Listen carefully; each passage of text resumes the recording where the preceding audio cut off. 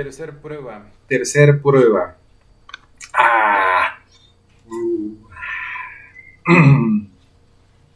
Vamos a empezar cuando empiece la música y esté listo la otra cámara. Por lo mientras, me perdió la cámara. Aquí está.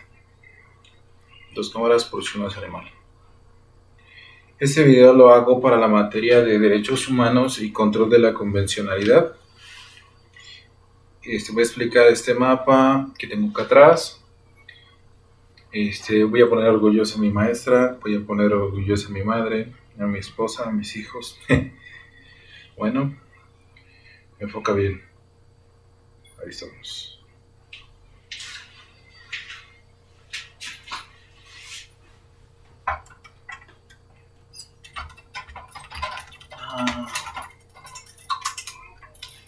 Listo, empieza a grabar cuando empieza la música.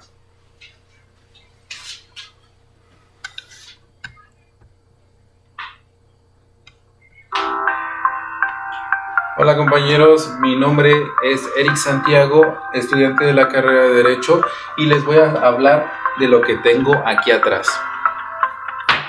Es nada más y nada menos que un planisferio con la Declaración Universal de los Derechos Humanos.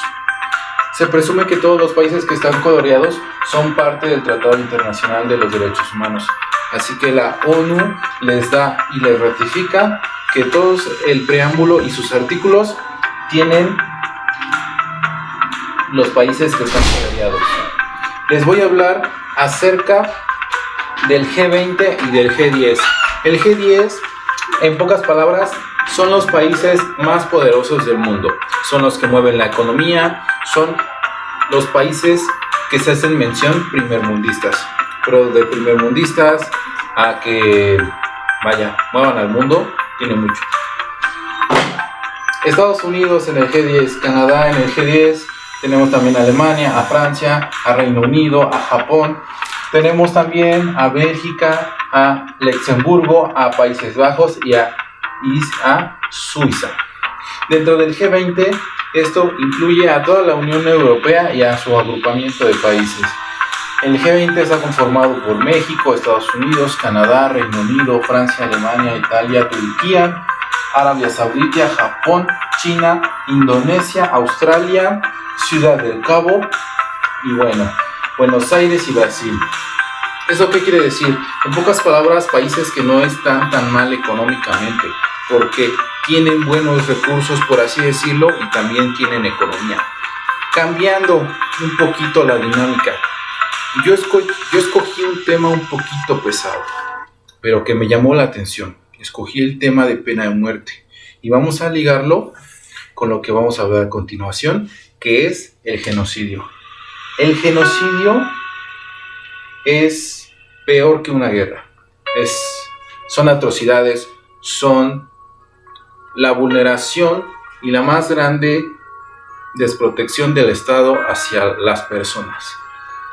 Tales hay genocidios por tipo político, religioso y por costumbres.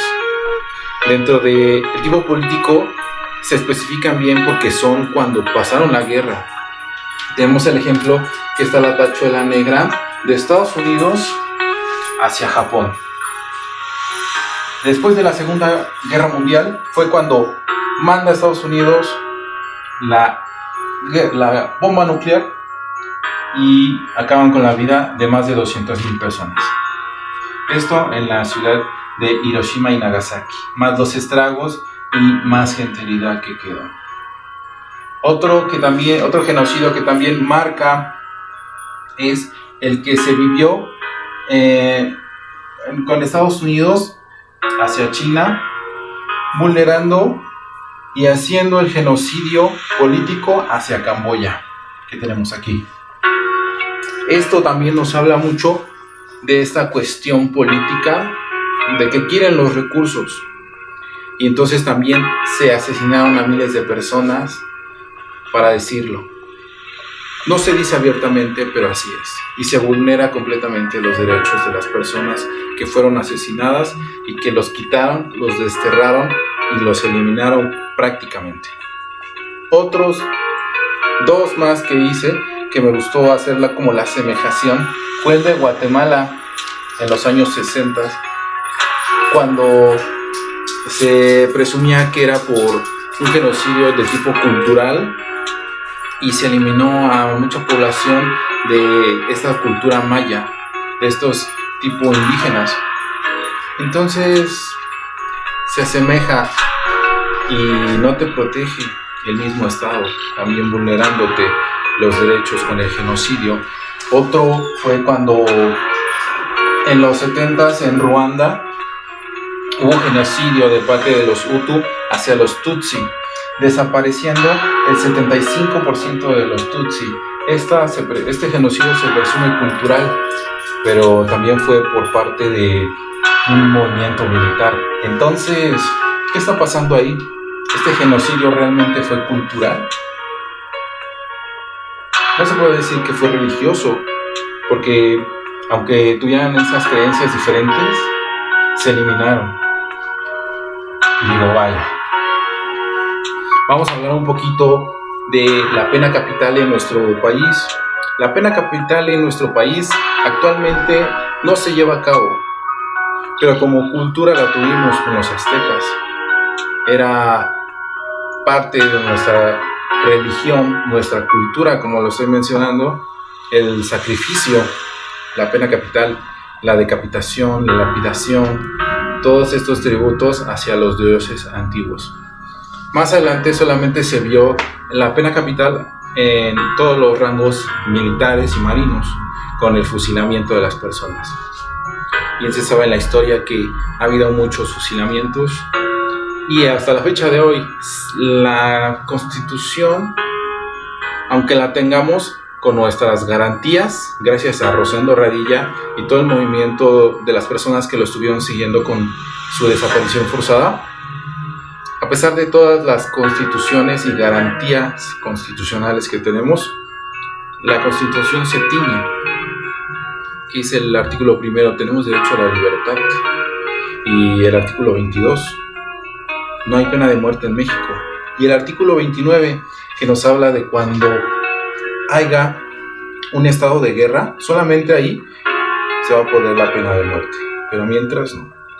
Yo la sigo viendo día a día con las desapariciones forzadas. Pasando a otro tema con nuestro país cercano, nuestro vecino, Estados Unidos.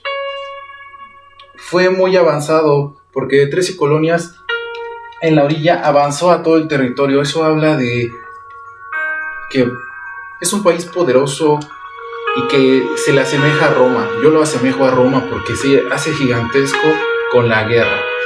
Ellos inventaron su propio código de la pena capital, en todo esto en Salem, todo en la época de los 1700, 1600, toda esa persecución de las mujeres que se creía eran acusadas de hechicería, pero pues en un mes asesinaron a más de 29 y tenían estos artículos de la pena capital que les iba a mencionar, el cual era: si eras homosexual te mataban, si hacías bestialismo te mataban, si violabas a una mujer te mataban, si robabas te mataban. El que me sorprendió mucho y que vulnera muchísimo más los derechos en ese tiempo era que a un niño de 16 años, si no era obediente, si no era parte de un culto religioso, los mismos padres lo podían entregar para la pena capital. ¡Qué aberración! Pasando a otros países, tenemos a China, que es uno de los países con más penas capitales en el mundo. Esto por parte de Amnistía Internacional, en una investigación pequeña que hice, nos dice que ni todo el mundo hace tantas penas capitales como China. Eso está fuera de lugar. Se me hace brutal, se me hace triste que a pesar que sean del Tratado Internacional de los Derechos Humanos, con sus códigos, diga China, es que es secreto de Estado. También les voy a hablar un poquito de los cuadernillos que nos dio nuestra profesora Gaby Amores. Y me gustó mucho el caso de Trinidad y Tobago, donde se sentencian a 30 personas y nada más condenan a una a la pena capital. Pero las demás, gracias a 3 personas, ganan y hacen responsable de la pena capital al Estado. Lo que pasa con estos amparos, quien no tiene buen acceso a un buen abogado o es ignorado por el gobierno, pues va a seguir pasando las penas capitales, van a seguir habiendo. Entonces, nada más hay derecho y se cumple para los más pudientes cuando sabemos que todos los derechos son para todos, la libertad es para todos. Y entonces, si no conoces tus derechos, te los deben de atropellar. No es así. No es así.